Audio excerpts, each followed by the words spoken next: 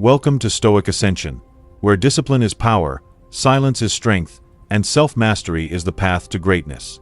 You're in the right place. Here, we explore timeless Stoic wisdom to help you become stronger, wiser, and more focused every single day.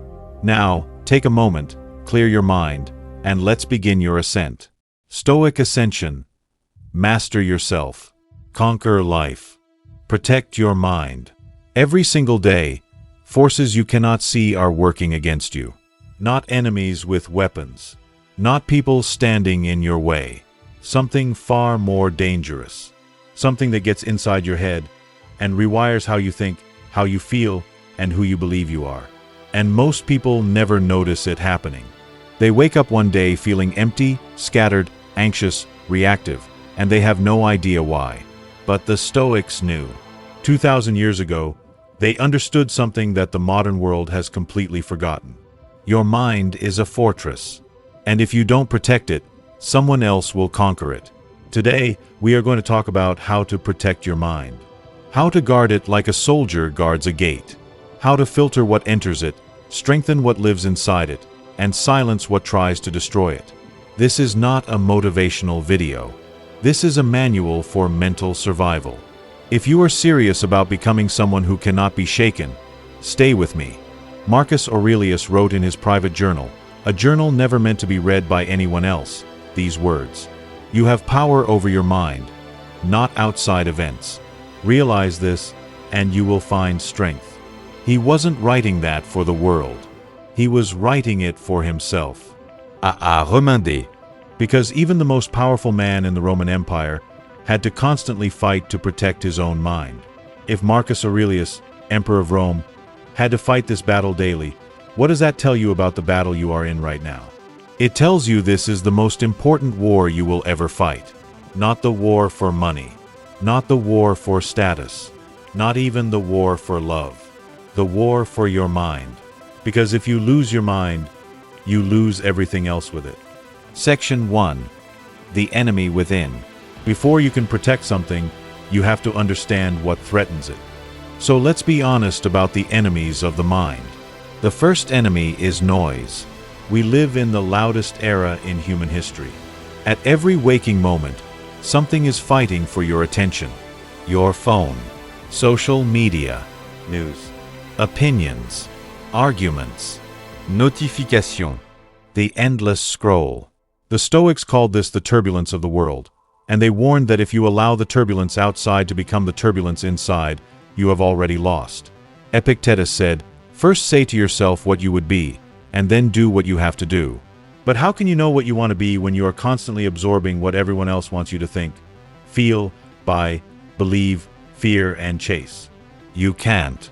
Noise doesn't just distract you. It slowly replaces your thoughts with someone else's thoughts. The second enemy is other people's opinions. Now, let me be precise here. I am not saying ignore wisdom. The Stoics sought wisdom aggressively.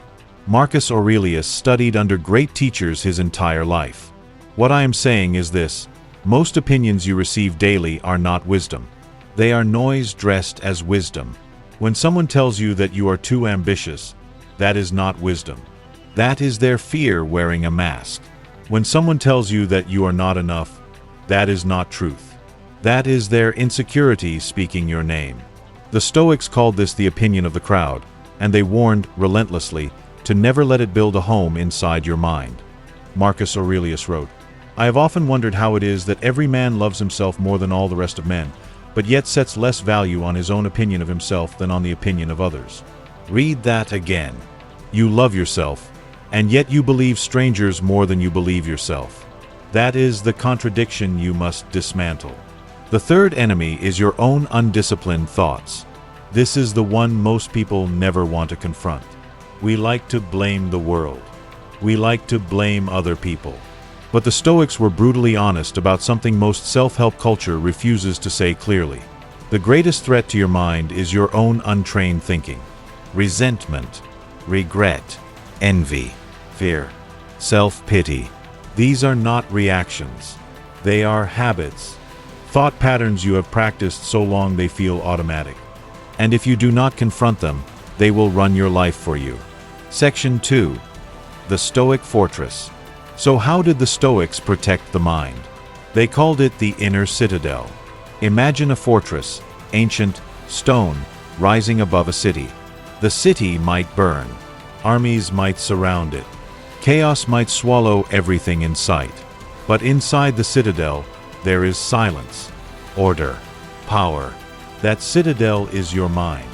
Marcus Aurelius returned to this image again and again. He wrote, "Nowhere can man find a quieter or more untroubled retreat than in his own soul." His own soul. Not a vacation, not a substance, not a distraction. His own trained, disciplined, intentional mind. The question is, how do you build that citadel? How do you make your mind a place of peace and power, not panic and chaos? The Stoics gave us the architecture. Let me walk you through it. The first wall, what you consume. Every piece of content you consume is a brick, either building your fortress or eroding it. What are you feeding your mind daily? Outrage content rewires your nervous system for threat and reaction. Comparison culture rewires your sense of worth around external metrics. Gossip trains your mind to fixate on things that are entirely outside your control. Seneca said, "Associate with those who will make a better man of you." That principle extends beyond people. Apply it to everything you consume, every book you read, every video you watch, every conversation you engage in. Ask one question before you let it in. Does this make me clearer or more confused? Stronger or more reactive? If it makes you reactive, it is not feeding your mind. It is weaponizing it against yourself. The second wall, the discipline of attention. The Stoics were obsessed with one thing: what is inside your control and what is not. This is not a passive philosophy. It is an aggressive mental practice. Every time you feel yourself being pulled into worry about something you cannot change, that is an attack on your fortress. And the Stoic response is not to suppress the emotion. It is to redirect your attention. Epictetus taught, "Make the best use of what is in your power, and take the rest as it happens." That is not passivity. That is precision. You are not ignoring problems. You are refusing to waste your most valuable resource, your focused attention, on things that your attention cannot change. Practice this daily. When anxiety rises, ask, is this inside my control or outside it? If outside, acknowledge it, release it, and redirect. This single practice, done consistently, will transform your mind within weeks. The third wall, silence and solitude. The modern world is terrified. Off silence. We fill every quiet moment with something. Music, podcasts, scrolling, talking. We have trained ourselves to be unable to sit with our own minds. And that is exactly what the enemies of your mind want. Because in silence, you think. In silence, you hear your own values, your own judgment, your own compass. Marcus Aurelius spent enormous amounts of time in solitude. Despite ruling an empire, despite constant military campaigns, despite managing millions of lives, he carved out silence, and inside that silence, he wrote the reflections that became meditations. The Stoics called this practice recollection, the daily return to yourself. You do not need hours. You need minutes. 10 minutes of genuine silence. No phone, no input, no agenda. Just you and your thoughts. Most people are afraid of what they'll find in that silence. And that fear is the signal. That silence is exactly where you need to go. Section 3. The battle for belief. Here is the deepest layer of protecting your mind. Your beliefs. Not what you say you believe. What you actually believe about yourself, about life, about what you deserve, about what is possible for you. These beliefs are the operating system of your mind. Every thought runs on them. Every decision flows from them. Every emotion is shaped by them. And here is the terrifying truth. Most of your core beliefs were installed by other people before you were old enough to question them. Your parents, your culture, your early failures and humiliations, your school, your religion, the media you consumed as a child. None of that was chosen by you. and yet it is running your life. The Stoics called this doxa, received opinion, inherited belief, the unexamined assumptions that most people carry to their graves. And they had one prescription for it: examination. Socrates, the teacher of the Stoic tradition, said, "The unexamined life is not worth living. That is not poetry. That is a warning. If you do not examine your beliefs, they will not stay silent. They will act. They will make decisions for you. They will keep you small in ways you do not understand, afraid of things that have not threatened you in decades, loyal to identities that no longer serve who you are trying to become." So how do you examine a belief? You hold it up to the light. You ask it 4 questions. 1. Where did this belief come from? 2. Is there actual evidence for it? 3. Does holding this belief make me stronger or weaker? 4. If I release this belief, what becomes possible? These are not philosophical exercises. They are weapons. Use them on your limiting beliefs the way a surgeon uses a scalpel. Precisely, without flinching. Section 4. Emotional resilience. One of the most dangerous misconceptions about Stoicism is that it teaches you to suppress emotion. It does not. The Stoics were not emotionless. Marcus Aurelius grieved. Seneca loved deeply.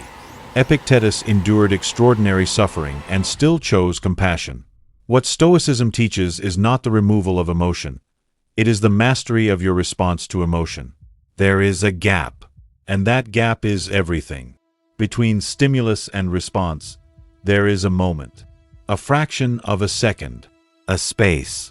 Most people never find that space. They react immediately, automatically, habitually. The Stoic practice is to find that space, to step into it, and from inside that space, to choose. Not to suppress, to choose. Viktor Frankl, a 20th century thinker who survived the worst horrors imaginable and came out on the other side with his humanity intact, wrote, "Between stimulus and response there is a space. In that space is our power to choose our response. In our response lies our growth and our freedom." He wasn't a Stoic, but he had found the same truth they had found, 2,000 years apart, through entirely different paths. That truth is this: your emotions are information, not commands. Anger tells you something matters. It does not command you to explode. Fear tells you something feels dangerous. It does not command you to run. Grief tells you something has value. It does not command you to collapse. The moment you understand that your emotions are messengers, not masters, you have claimed the most important power a human being can possess. Section 5. Daily practices to protect your mind. Let us make this concrete. Protecting your mind is not a philosophy you admire. It is a practice you do every single day. Here are the Stoic disciplines that will fortify your mind if you commit to them. Morning reflection. Before you touch your phone, before you speak to anyone, before you consume anything, sit with your mind for 10 minutes. Ask, what is my intention for today? What may challenge me today? Who do I choose to be in the face of that challenge?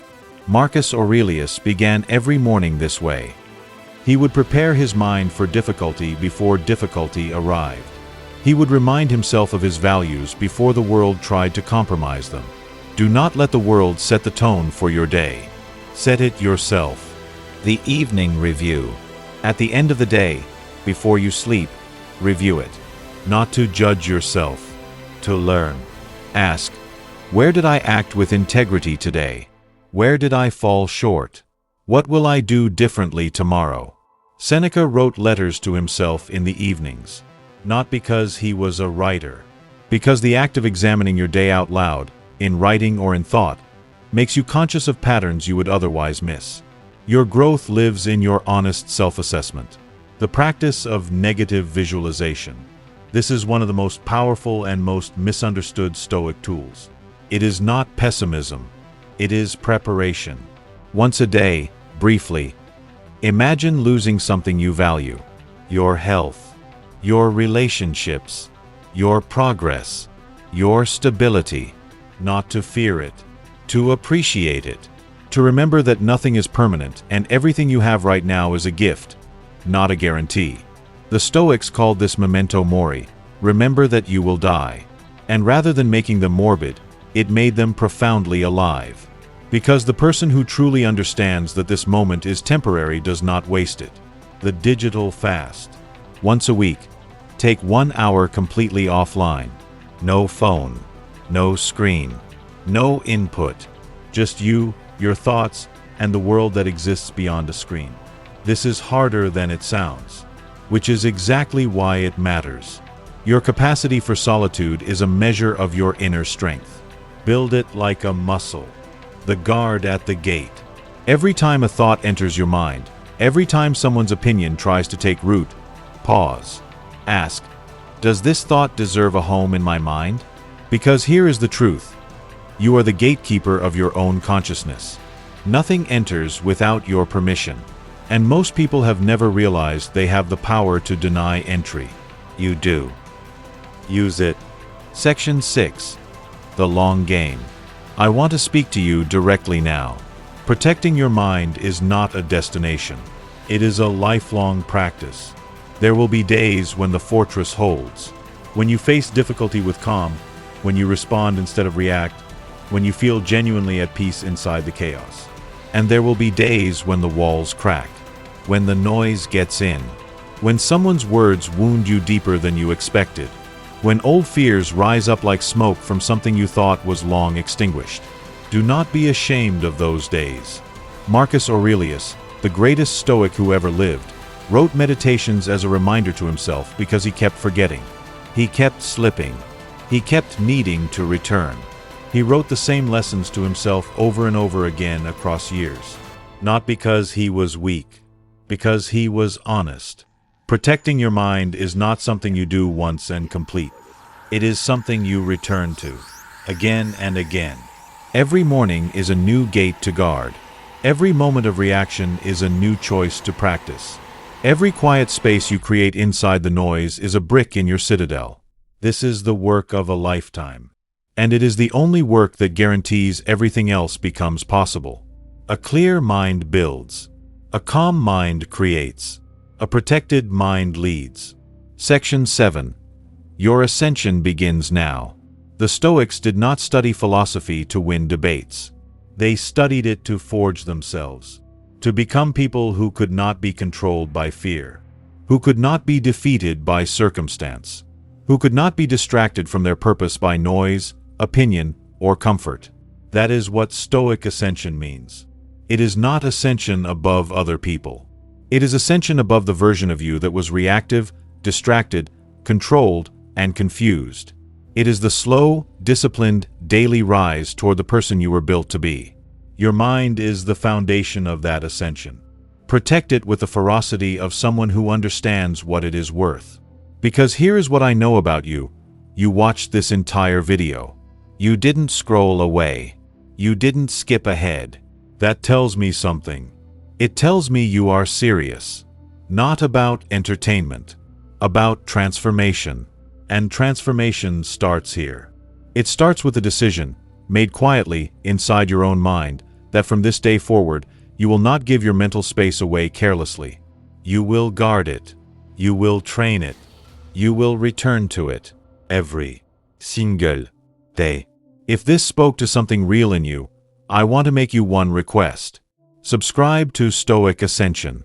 Not because it helps me, although it does, but because you deserve a place to come back to. A place that reminds you of who you are and who you are becoming. A place that cuts through the noise and gives you something worth thinking about. Every video on this channel is built around one mission: helping you rise, mentally, philosophically, and personally, into the strongest, clearest, most grounded version of yourself. There are no shortcuts here. No empty motivation. No hollow hype. Just the ancient wisdom made real for the life you are living right now. Subscribe and come back. The work is not done. It never is. Oz. Until next time, guard your mind. Guard your values. Guard your ascension.